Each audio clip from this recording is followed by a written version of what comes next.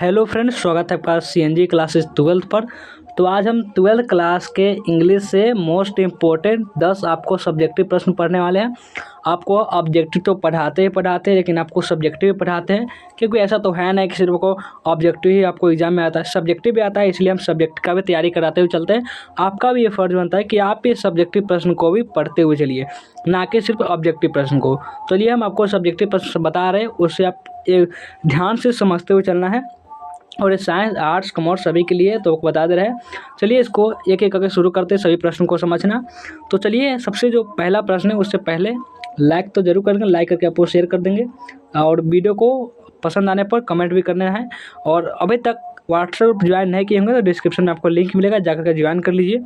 और ये देखिए, सबसे पहला प्रश्न है, why does the speaker reveal his religious identify, यानी कि क्या होता है कि why does the speaker reveal his religious identity, यानी इसका मतलब क्या हुआ।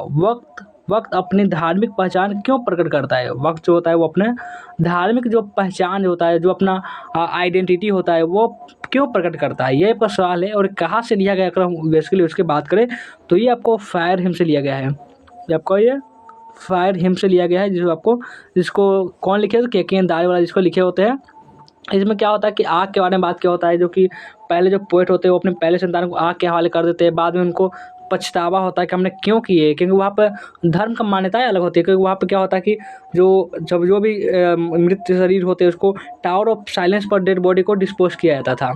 तो इसलिए इसमें जो क्या प्रश्न है कि why does the speaker reveal his religious identity, इसका मतलब है कि वक्त अपनी धार्मिक पहचान क्यों प्रकट करता है। तो लिखना है कि the speaker reveals his religious identity because Zoroastrians usually send the body of a dead person to the Tower of Silence, but he was compelled to consign the dead body of his firstborn to fire because the nearest Tower of Silence was thousands of miles away। यानी इसका मतलब हुआ कि The speaker reveals his religious identity because Zoroastrian usually send the body of a dead person to the Tower of Silence। यानी वक्त अपनी धार्मिक पहचान का खुलासा किया, क्योंकि पारसी लोग आमतौर पर मृत व्यक्ति के शरीर को माउंट टावर में भेजते हैं। टावर ऑफ साइलेंस एक होता है जहाँ पर जगह होता है, जाके डेड बॉडी को डिस्पोज किया जाता है, तो वहाँ पर डाला जाता है, तो वहाँ पे भेजते हैं। लेकिन उसे अपने पहले जन्म में बच्चे के शव को अग्नि में डालने के लिए मजबूर होना पड़ा। अग्नि में डालने के लिए, यानी वो जो पेड़ ये समझते थे कि जो आग होता है वो डेड बॉडी को आधा जलाता है, उंगली कभी छोड़ दिया, कभी दिमाग का थोड़ा हिस्सा छोड़ देता है, कुछ ना कुछ जो शरीर का अंग होता है उसको जला नहीं पाता है, तो उसको क्या करता है, छोड़ देता है। तो डालने के लिए मजबूर हो गए, क्योंकि बाद में पोएट ने कारण बताया कि वहाँ पे बहुत दूर था, वहाँ पे जाने में सक्षम नहीं थे, वे जा नहीं सकते थे। इसलिए अपने पहले जन्म संतान को जब उसका मृत्यु हो जाता तो वो अपने टावर ऑफ साइलेंस पर डिस्पोज करने की जगह वो आग के हवाले कर देते हैं। तो ये बताते हैं क्योंकि निकटतम मौन जो टावर हज़ारों मील दूर था, जो टावर ऑफ साइलेंस था वो बहुत दूर था। ये सवाल बताते हुए, ये सवाल कई बार पूछा गया है और आपको हो सकता है 2025 एग्जाम में भी आ जाए, इसलिए समझता चला। सिर्फ ऐसा नहीं रट के याद नहीं करना, सिर्फ समझ लेंगे तो आपको हिंदी को आप कहेंगे कैसे लिखेंगे, याद तो होता नहीं, कुछ समझ नहीं आता। सिर्फ समझते हुए चलिए, कुछ ना कुछ आपको एग्जाम में जरूर आपको काम आएगा। अगला प्रश्न देखिए, why did the speaker consider it is a king in exile. ये जो प्रश्न है ये लिया गया आपका स्नेक चैप्टर से, ये लिया गया आपका स्नेक चैप्टर, इसको DH लॉरेंस इसको लिखे हुए हैं। इसमें क्या कहा जाए कि वक्ता ने इसे निर्वासित राजा क्यों माना है। वक्ता ने इसे निर्वासित राजा यानी राजा क्यों कहा है, स्नेक को राजा क्यों कहते हैं। Why does the speaker consider it is a king in exile, यानी कि the fearless manner in which the snake sat a throat picked up its head as if in dream, looked majestically all around and sipped the water dripping from the tap in a carefree manner gave him the impression of a king in exile। यानी कि जिस निर्भयता से सांप कुंड पर बैठा था, अपने सिर को ऊपर उठाकर चारों ओर राजसी भाव से देख रहा था, इन राजा की तरफ देख रहा था, यानी कि कौन बोलेगा, राजा की तरफ देख रहा है, और नल से टपकते पानी को बेफिक्र पी रहा है, बिना सोची समझे नल से जो पानी टपक रहा है, क्योंकि गर्मी का मौसम था तो प्यास लगी हुई थी, पानी को पिए जा रहा था। उससे उसे निर्वासिता राजा का आभास हो रहा था, यानी कि उसे इसने को लगा था राजा है, यानी कि जो पोएट जब डंडे चलाकर उसको मारते भी है ना, तो वो ऐसा नहीं होता है वो फिर भी पलटवार नहीं करता है, वो अपने बिल में चला जाता है। तो वैसे बात करते हैं, तो ये भी आपका इंपॉर्टेंट प्रश्न था, याद कर लेंगे। उम्मीद है समझ गए होंगे। तो आगे बढ़िए। What does he mean by the voice of my education. ये जो क्वेश्चन है, मेरी शिक्षा की आवाज़ से उनका क्या तात्पर्य है, मेरी शिक्षा की आवाज़ से उनका क्या तात्पर्य है, ये जो क्वेश्चन है बहुत इंपॉर्टेंट है, चलिए इसको समझते हैं। The voice of education refers to the concept or thinking prevalent amongst the educated people about the poisonous nature of snakes and the resultant death on account of snake bites। इसका मतलब हुआ शिक्षा की आवाज़ शिक्षित लोगों के बीच सांपों की जहरीली प्रकृति और सांप के काटने वाली मौतों के बारे में प्रचलित औसत धारणाएं या फिर सोच को संदर्भित करता है। आगे आगे पढ़ते हैं कि of snake and for this reason people tend to kill snakes as and when they come across it. यानी उसके बाद इस कारण से लोग सांप के सामने आते ही उसे मार देते, जैसे वो आ रहा है मारो, लाठी निकालो मारो उसको। हालांकि यह एक तथ्य है कि सांप आमतौर पर जहरीले और खतरनाक होते हैं, यह सभी का मानता है कि ऐसा होता है, लेकिन यह भी सच है कि क्या सच है, all truth it is a fact and snakes are usually poisonous and dangerous ours but it is also true that they usually do not harm people unless they are provoked. So a snake should be killed only when they pose danger to human life। यानी इसका मतलब कि आमतौर पर लोगों को तब तक नुकसान नहीं पहुंचाते हैं जब तक कि उन्हें उकसाया ना जाए, उसको परेशान ना किया जाए। तब तक यहाँ क्या होता है कि अरे मेरा बहुत जहरीला, मारो मारो, काला है, मारो उसको। इसीलिए सांप को तभी मारना चाहिए जब वे आप मानव जीवन के खतरा पैदा करे, जब उसको कुछ अनिष्ट करे तब। आगे बढ़िए। आप कहेंगे ये काट लेगा मर जाएंगे, उसके बाद क्या करेंगे, पहले नहीं मारना चाहिए, ये गलत बात है। आगे बढ़िए। 4 नंबर प्रश्न है, why was the speaker unable to read the books. ये प्रश्न बहुत ही इंपॉर्टेंट है, इसको आप VVI कर सकते हैं। इसे तो VVI प्रश्न बता, लेकिन इसको आप MVVI कर सकते हैं। MVVI प्रश्न है, क्या कर रहा है, why was the speaker unable to read the books. वक्ता पुस्तकें पढ़ने में क्यों असमर्थ था। वक्ता कौन है, सबसे पहले बात, वक्ता कौन है, कमला दास। अपने कमला दास जो कि माई ग्रैंड मदर हाउस को लिखे हुए हैं, जो कि ये क्या है, तो वो एक पोएम है। इसमें उन्हें शॉर्ट लिस्ट भी किया गया था नोबेल प्राइज़ के लिए, ध्यान रखेंगे। The speaker was unable to read the books because she was too young to read and understand the script. यानी इसका मतलब है कि वक्ता पुस्तकें पढ़ने में असमर्थ थी क्योंकि वह स्क्रिप्ट पढ़ने और समझने के लिए बहुत छोटी थी। वो बहुत छोटी थी, लगभग 5 से 6 साल की हो गई, तो कैसे बुक्स पढ़ सकती है। बुक एक पर एक खलीफा की बुक होगी, यानी कि बहुत क्या कर सकते हैं, इसको डिफ़िकल्ट बुक और मुश्किल, उसमें लैंग्वेज ही समझ में नहीं आती पोएट को, यही कारण था। आगे बढ़िए। What is the role of Florence in the story, how did she affect Benji life. यानी कि what is the role of Florence in the story, how did she affect Benji's life. यानी ये जो आपका प्रश्न है बहुत मज़ेदार प्रश्न, ये लिया गया है आपका द अर्थ से। ये कहाँ से लिया गया है, ये आपका द अर्थ से लिया गया है। इसमें आपको इंपॉर्टेंट बहुत सारे प्रश्न होंगे जो एग्जाम में आते हैं। इसमें क्या होता है, ये एक स्टोरी है जो कि बेंजी नाम का एक लड़का होता है, उसकी एक कहानी है। उसका पिता का नाम होता है जॉनसन, जो कि भगवान पर भरोसा रखता है, यानी खेती नहीं करेगा, उसने कहा भगवान चाहेंगे तो खेती भी हो जाएगा, पानी भी पड़ जाएगा, हल भी जोता जाएगा। यानी इस प्रकार से वो बिलीव करते हैं गॉड पर। बस ये इसी कारण से क्या होता है कि वो लास्ट में इतने बुरे फंसते हैं कि पूछिए ही मत। चलिए इसको आपको पढ़ते हैं, उसके बाद आपको बेहतर तरीके से समझ में आएगा कि सबसे पहले प्रश्न में क्या कह रहा है, देखते हैं। कहानी में फ्लोरेंस की क्या भूमिका है, उसने बेंजी के जीवन को कैसे प्रभावित किया। ये आपका हिंदी में लिख दिए हुए हैं। सबसे पहले हिंदी में इसे लिखते हैं ताकि आपको बेहतर तरीके से समझ में आए। चलिए इंग्लिश में पढ़ते हैं फिर समझते हैं। When Benjy business florist he employed survival people to help him. इसमें क्या कहा जा रहा है, देखिए इसमें कहा जा रहा है कि जब बेंजी का व्यवसाय फल फूल आता है, आगे बढ़ रहा था, तो उसने अपने मदद के लिए कई लोगों को काम पर रखा था। बहुत सारे लोग पर, यानी कि जब जानते हैं वो कोई आदमी और बड़ा होता है, उसमें बहुत सारे किसी की हेल्प चाहिए होती है, यानी बहुत सारे, ऐसा तो नहीं कि वो अकेले सब काम कर लेगा, किसी न किसी की हेल्प चाहिए। उन लोगों में से एक फ्लोरेंस नाम की एक लड़की थी जो कि नौकरानी थी। कहा समझ लिए बेंजी मारी का एक नौकरानी फ्लोरेंस से शादी करता है, कितना बड़ा पाप करता है। वह दिखने में अच्छी नहीं थी, कुरूप थी, इसलिए उसके माता पिता भी उसको पसंद नहीं करते थे उस लड़की को। और उसके मोटे पर ढीले होठ और बेपरवाह आँखें थी, यानी कि ऐसा नहीं था होठ भी बहुत बेकार, आँखें भी बेकार है, सब कुछ बेकार है, फिर भी देखिए जो जैसा होता है वैसा ही पसंद करता है, ये भी बहुत ही करेक्ट बात है। इसमें देखिए आगे कि द इसमें यहाँ पे आइए, ये आपका दूसरा प्रश्न किधर गया, हाँ यहाँ पे, ये देखिए कि when Benji business flourished he employed survival people to him help him, one of those person was a girl named Florence, उस लड़की का नाम फ्लोरेंस था। She was not good looking, वो अच्छी नहीं दिखती थी, and had thicks every legs loose lips and ineffective grey eyes, यानी कि भूरी भूरी आँखें, यानी बेकार आँखें। इग्नोरिंग दोज फ्यूचर्स यानी कि features Benjy decided to marry, Benjy उससे डिसाइड कर लेता है कि मैं शादी करूंगा तो इससे ही करूंगा। She started judging him and made his life, यानी इसमें क्या कहा जाता है देखिए, इसमें आगे क्या कहा जा रहा है कि इन विशेषताओं को नज़रअंदाज करते हुए बेंजी क्या करता है, बहुत सारे उससे कमियां होती है इसको नज़रअंदाज कर देता है, क्योंकि वो जैसा सोच का माइंड था वैसा ही समझिए बिना माइंड का लड़का था।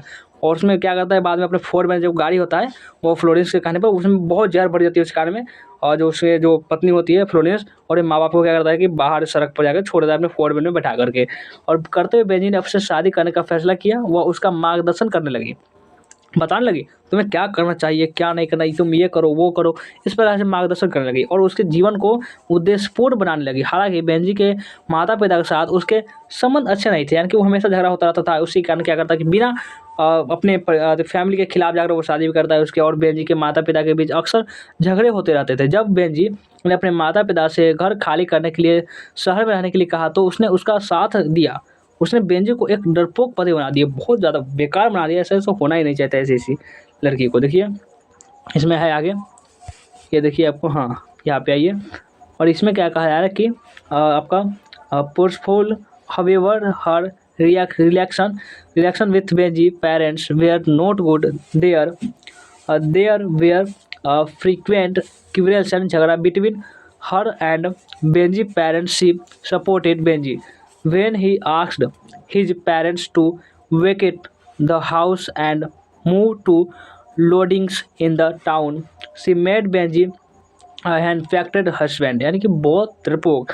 आपका ये हैंडफैक्टेड मतलब होता है डरपोक, ध्यान रखेंगे। चलिए ऐसा छोड़िए, आगे आइए, यह जो स्टोरी आपको गजब था।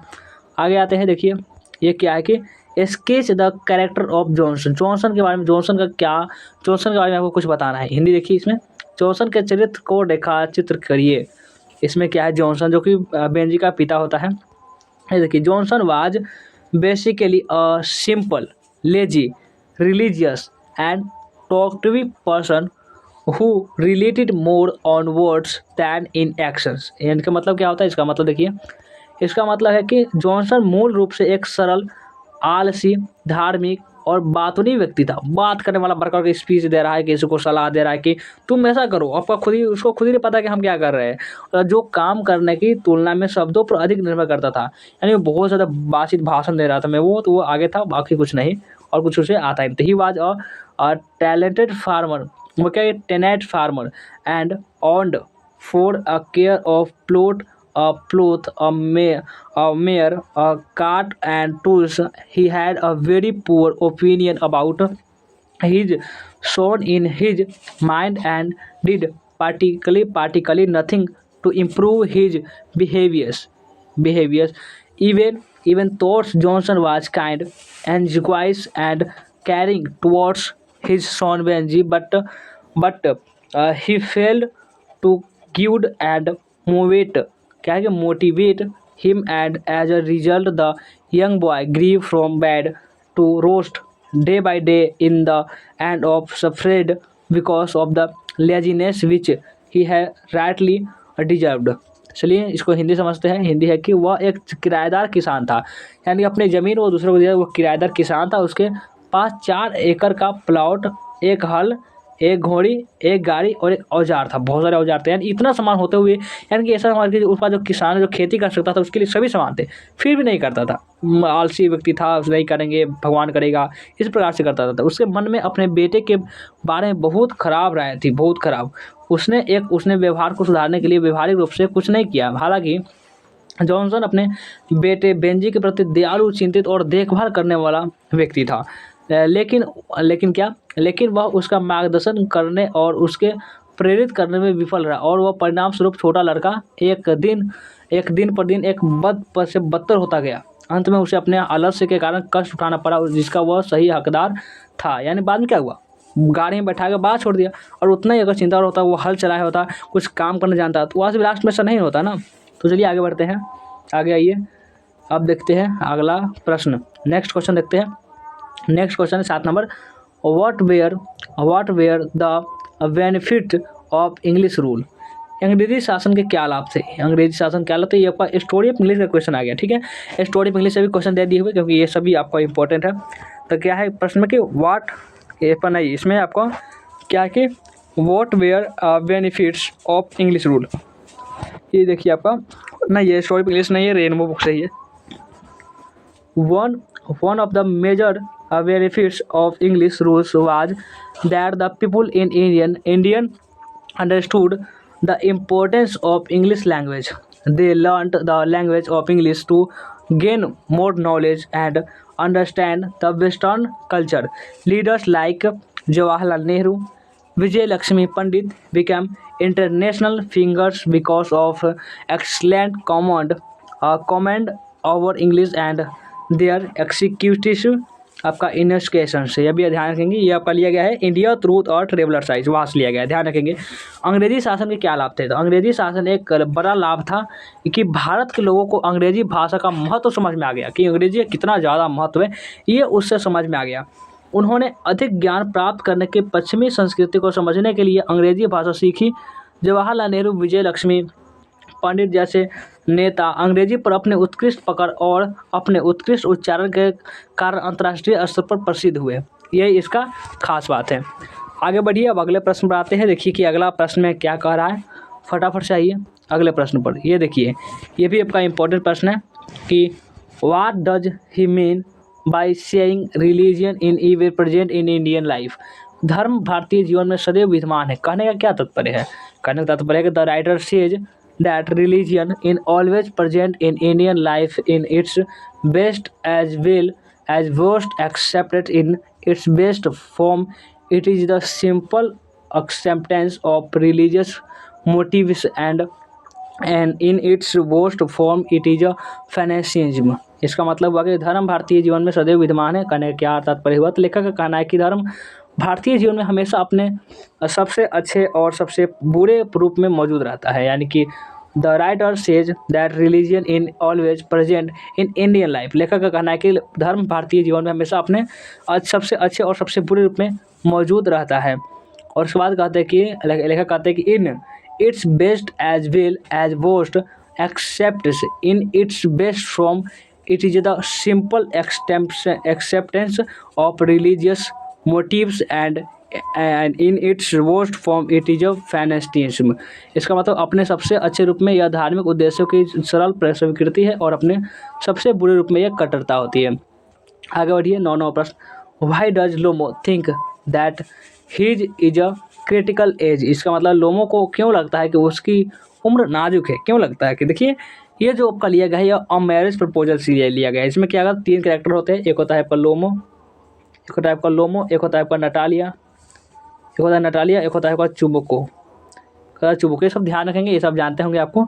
3 कैरेक्टर होता है। जो लोमो का क्या होता है, वो नटाली से प्यार हो गया होता है। नटालिया किसकी बेटी होती है, वो चुबुको होती है। और जो लोमो और जो चुबुको होता है, एक दोस्त होता है, बहुत अच्छे दोस्त और पड़ोसी भी होते हैं। तो इसमें आपको कहानी आपको पता होगा। और इसमें क्या करा कि why does Lomo think that his a critical age, यानी कि वो अपने आप को एक नाजुक एज में क्यों समझता है। तो लिखना है कि लोमो इज अ 35 ईयर ओल्ड। लोमो 35 साल का होता है। कितने साल का, 35 साल का। नटालिया बेचारी कितने साल की होती है, तो वो 25 साल की होती है। कि क्या जोड़ी लगता है इसमें दोनों में। Lomo is a 35 year old. He knows that this is the age to take a decision about marriage. यानी कि लोमो 35 साल का है, वह जानता है कि शादी के बारे में फैसला लेने की यही उम्र है। इसके अलावा उसका दिल ठीक नहीं है, और नर्वस टेम्परामेंट का है, जहाँ भी चाहे बेहोश हो जाएगा, कभी मिर्गी आ जाएगा। Besides his heart is not good condition and his a surface from palpitation his religious if he always knows he may never get married, यानी उसके बाद और उसे धड़कन की समस्या है, उसे एहसास है कि अगर हम अभी हिचकिचाते हैं तो शायद उसकी शादी कभी नहीं हो पाएगी, अगर हम अभी बात नहीं करेंगे तो हमारी शादी हो ही नहीं पाएगी। आगे बढ़िए, आगे ये फटाफट से आगे आगे आ जाइए अगले प्रश्न पर। अगला प्रश्न है 10 नंबर, देखिए कि how does the poet compares himself to the sun, यानी कि द पोएट, इसमें क्या कहा जा रहा है कि how does the poet compare himself to the sun, यानी कि कवि अपने तुलना सूर्य के किस प्रकार करते हैं। ये लिया गया है sweetest love I do not course, ध्यान रखेंगे, रह जाएगा ना, हाँ बिल्कुल रह जाएगा। इसमें क्या करा देख समझिए कि कवि अपने तुलना सूर्य से किस प्रकार करते हैं। तो the poet says that even if the sun does not have sense he desire and beloved his comes back against that why cannot whereas, यानी कि have everything, यानी कि कवि अपनी तुलना सूर्य से करते हैं। इसका मतलब कवि कहते हैं कि यदि सूर्य के पास इंद्रिय नहीं है, वह इच्छा करता है और प्रियतम तो वह पुनः लौट आता है, यानी कि वो कहता है कि उसके पास ना इच्छा है ना डिजायर कुछ भी नहीं है, फिर रोज आता है रोज जाता है। अब मेरे पास तुम हो, इच्छा हो मेरे पास हमारे पास आने का, तो मैं क्यों नहीं आऊँगा, तो मैं क्यों नहीं आ सकता जबकि मेरे पास तो तुम हो। इसमें कहते हैं स्वीटेस्ट लव जो अपने प्रेमिका को जो जॉनडन जी है वो समझा रहे हैं। क्लास कैसा लगा आज का कमेंट करके बता देंगे, और वीडियो को लाइक नहीं करो तो लाइक भी कर देंगे, शेयर भी कर देंगे, जो भी नए बच्चों को इस चैनल को सब्सक्राइब भी कर लेंगे।